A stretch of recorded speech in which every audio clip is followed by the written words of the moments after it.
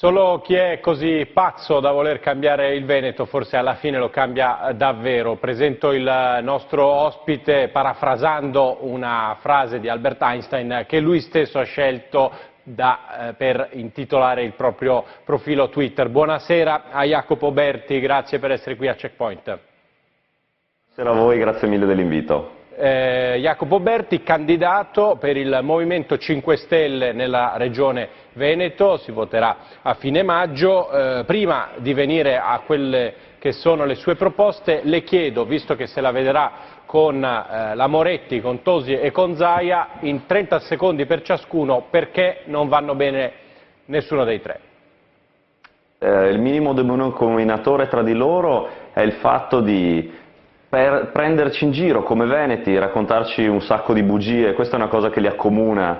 Abbiamo Tosi, che è il garante del patto del Nazareno in versione veneta, che si abbraccia e si bacia con la Moretti nel tentativo di riuscire a guadagnare qualcosa magari proprio dal governo. Si fa garante di questa spinta nei confronti del PD solo per beghe interne. Abbiamo la Moretti che dall'altra parte sa solo raccontarci bugie, parla di autonomia quando il PD vota contro l'autonomia a Roma, parla di onestà e trasparenza quando sappiamo che hanno un condannato per il Mose proprio del PD che continua a percepire il vitalizio. Parliamo di Marchese. E poi abbiamo Zaia che, ripeto, allineato con gli altri due, non è minimamente stato in grado neanche di accorgersi cosa succedeva da noi nella nostra regione e pretende ancora di poter essere in grado di guidarla. Tutto questo purtroppo condito dal fatto che non si parla mai, e sottolineo, mai di proposte. Io è da un mese e mezzo che sento solo parlare di spartizione di quote di voti,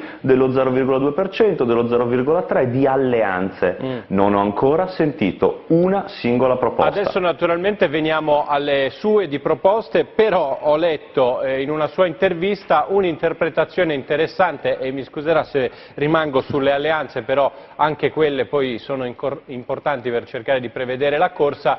Secondo lei Berlusconi poi appoggerà chi? Tosi? Secondo me in atto c'è la spartizione delle poltrone. Non ho idea di chi appoggerà chi, ma ho ben chiara la situazione. La situazione è che ci trattano come pecore, come numeretti, come quote di voto da spartirsi. Perché? Cosa vuol dire? Vuol dire spartirsi poltrone, vuol dire spartirsi il malloppo. Nessuno pensa a un programma, a un'idea condivisa di Veneto del futuro, ma tutti pensano da qui ai prossimi 6 mesi, anzi 2 nel caso proprio delle elezioni, come piazzarsi per riuscire ad avere quel tanto di voti da riuscire a entrare nel palazzo e a sedersi di nuovo nelle tanto agognate poltrone. Purtroppo questo è il messaggio che ci danno, un messaggio di avidità come al solito, senza nessuna corresponsione nei confronti dei cittadini, di noi che paghiamo le tasse e li paghiamo proprio perché dovrebbero risolvere i nostri problemi e invece qua risolvono solo i loro. Ecco, io sono andato a vedere sul sito dell'Istat un po' il sentimento dei veneti in questo momento. E in realtà mi ha sorpreso, forse no, vedere che sotto il profilo economico c'è stato un deterioramento della soddisfazione, però sotto il profilo, per esempio, della qualità di vita, della sanità, del tempo libero, almeno a leggere il sondaggio dell'Istat fatto sui veneti, non sembra che lei appartenga a una regione particolarmente insoddisfatta rispetto all'Italia in generale. Ma guardi, io purtroppo, per fortuna, non ho molta confidenza e neanche molta fiducia, con il rispetto parlando di chi lavora ovviamente per questi enti, ma purtroppo grosse musate come Movimento 5 Stelle le abbiamo già tirate nei confronti sia di sondaggi sia dei dati. Ci davano inesistenti nel 2013 ed è successo quello che è successo, ci davano al 35% alle ultime tornate europee e sappiamo che abbiamo preso il 21, quindi insomma ci vado molto cauto. Però io le dico una cosa, sto facendo una cosa che a me personalmente sta riempiendo il cuore, ovvero sto riuscendo a girare ogni giorno almeno 7-8 diversi posti del Veneto. Guardi, ero proprio nel Bellunese, di cui tra l'altro sono anche figlio perché mia madre appartiene a quella provincia. Io ho trovato sicuramente delle eccellenze, ma ho trovato un territorio che è in sofferenza, e questo lo dico con grande dispiacere, perché ci troviamo di fronte a persone che ce la vogliono fare, che hanno tutto per farcela, ma che per raggiungere da una zona come il Cadore, una zona, le Dolomiti, un patrimonio mondiale dell'UNESCO, per raggiungere Venezia, che dista circa 100 km, ci vogliono 3 ore e un quarto di treno. 3 ore e un quarto di treno, come facciamo a spostare milioni? Ci sono quasi 15 milioni di presenze su Venezia all'anno che potrebbero facilmente in un'oretta di treno molto semplice poi girare in bicicletta tutta la zona del Bellunese, e invece ci mettono 3 ore e un quarto. E lei ha perfettamente ragione, e credo che la rete, diciamo, anche locale delle ferrovie o dei trasporti sia altrettanto fondamentale, però so che per esempio la vostra posizione è molto critica nei confronti del treno ad alta velocità. Io personalmente ritengo invece scandaloso che non ci sia ancora una tratta tra Torino e Venezia che potrebbero essere collegate in 1 ora e un quarto, in 1 ora e mezza, e invece non è ancora così, pur essendo tutta pianura, non c'è neanche una galleria. Ma guardi, le spiego la mia posizione e la posizione del movimento in maniera molto chiara.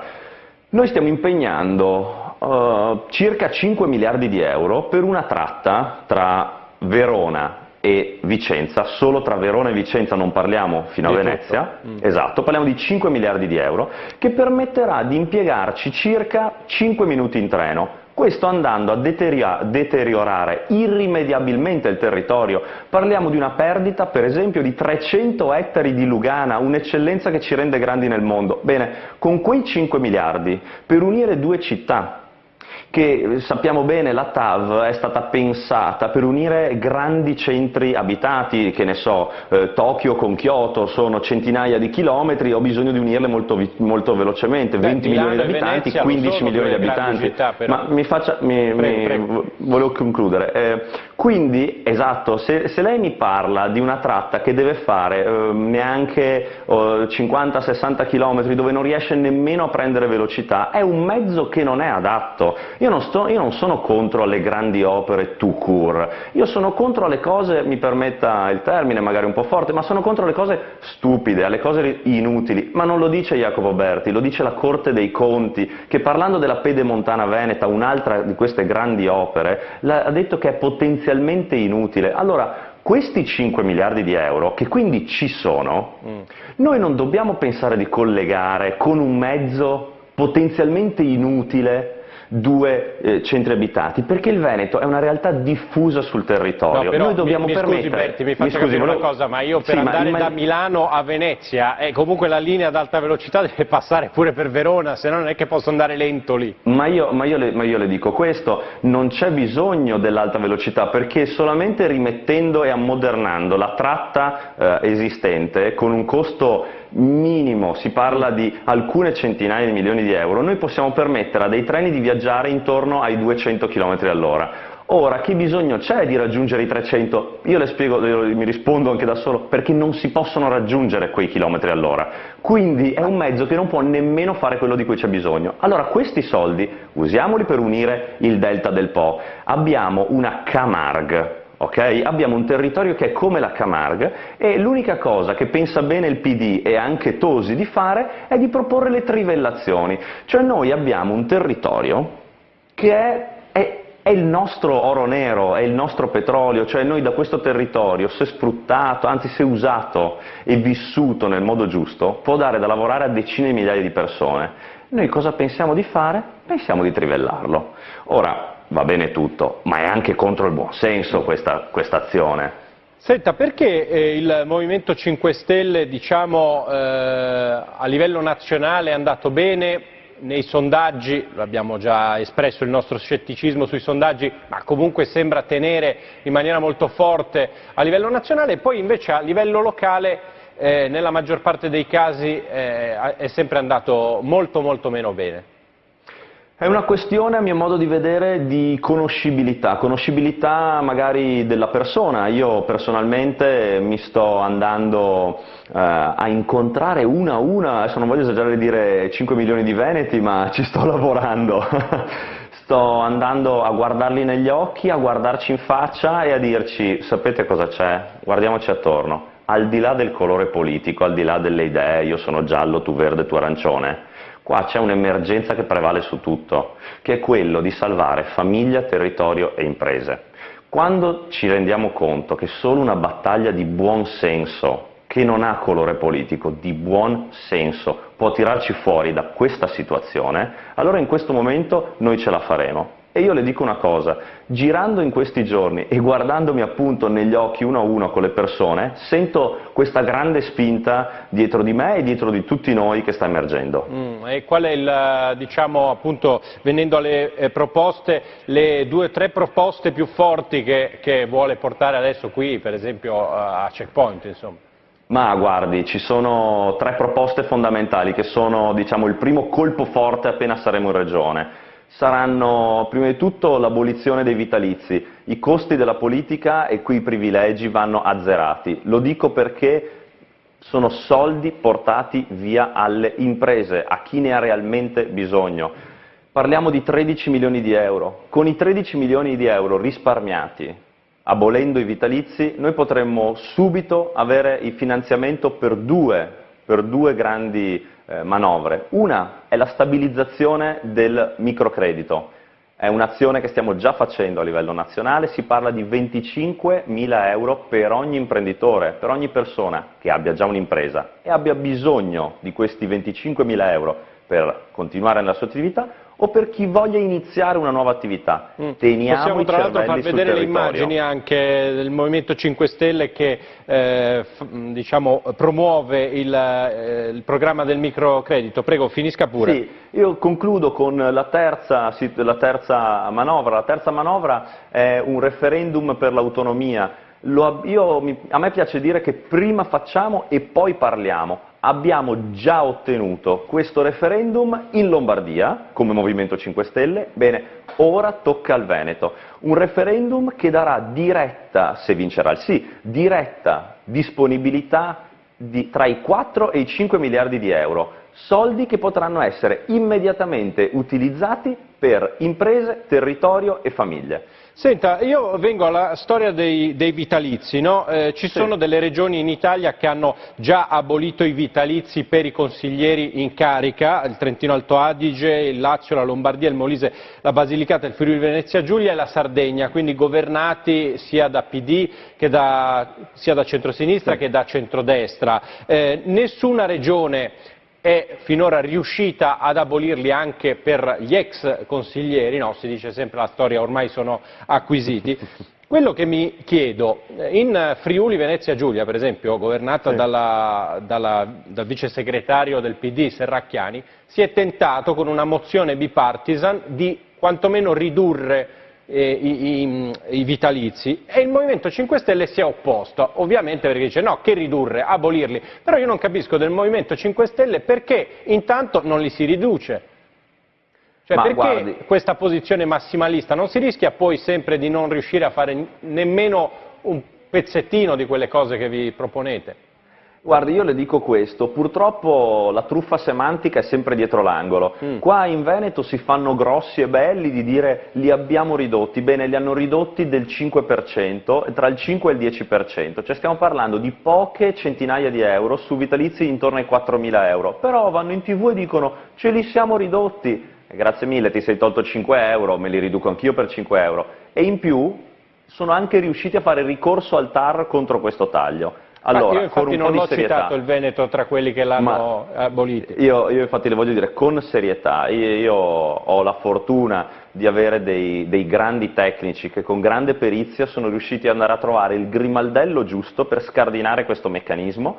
È una proposta di legge che presenteremo nei prossimi giorni e lo faremo già, anzi lo faremo ancora prima di entrare in Consiglio regionale, perché il nostro impegno parte prima di tutto come cittadini attivi. Io parlo come Jacopo. Come funziona il grimaldello? Il grimaldello, guardi, è molto semplice, funziona nel fatto che si tratta di un diritto premiale, non voglio essere troppo tecnico, ma a differenza di quello che viene sostenuto, ovvero che sono diritti acquisiti, noi abbiamo la dimostrazione, e nei prossimi giorni la presenteremo con dovizia di particolari, che dimostra che sono diritti premiali, quindi è un premio che si sono assegnati questi signori, evidentemente non abbastanza sazi di tutti i soldi che hanno drenato in questi anni, e avremo la possibilità finalmente di abolirli, ripeto, perché fanno meglio alle imprese e vediamo il successo che sta avendo il microcredito in questi giorni. Ecco, io sul microcredito le dirò, per me un movimento politico dovrebbe fare politica più che una sorta di banca che decide di prestare soldi, non so, mi sembra che sarebbe meglio fare politica, cosa che molto spesso invece vi è stato imputato di non fare. Lei condivide la critica che in Parlamento il Movimento 5 Stelle forse è stato un po' troppo sull'Aventino? Guardi, io rispondo prima alla prima parte, le dico non si tratta di fare da banca, si tratta di avere un progetto politico molto chiaro. Il progetto politico è questo, la persona è al centro.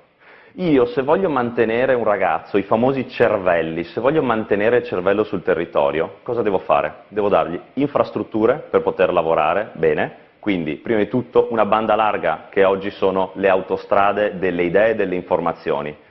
Dopodiché spostarsi facilmente sul territorio, parlavamo prima di trasporti capillari, non di queste grandi enormi arterie che servono solo 2 punti, ma ripeto, di trasporti capillari sul territorio, e dopodiché di denaro, perché per partire con una società, con un'impresa, c'è bisogno del credito. Quindi questo è un progetto comunque, d'insieme. le dico, guardi, immagino che sia una buona intenzione, però in Italia abbiamo banche che fanno politica, adesso viceversa sarebbe meglio che ognuno facesse il suo, almeno questa è la mia opinione. Ma mi scusi, certo, io ovviamente rispetto, sono qua per spiegare che in questo momento purtroppo abbiamo delle banche qua proprio in Veneto che non sono in grado né di aiutare gli imprenditori. No, verissimo, c'è sicuramente un blocco. Ma non riescono neanche a restituire i soldi che persone hanno impegnato in questi anni. In questo momento di difficoltà, guardi, glielo dico perché un imprenditore me l'è proprio venuto a raccontare in questi giorni e mi ha lasciato anche molto colpito come storia, non riesce ad avere indietro i suoi soldi per pagare i dipendenti.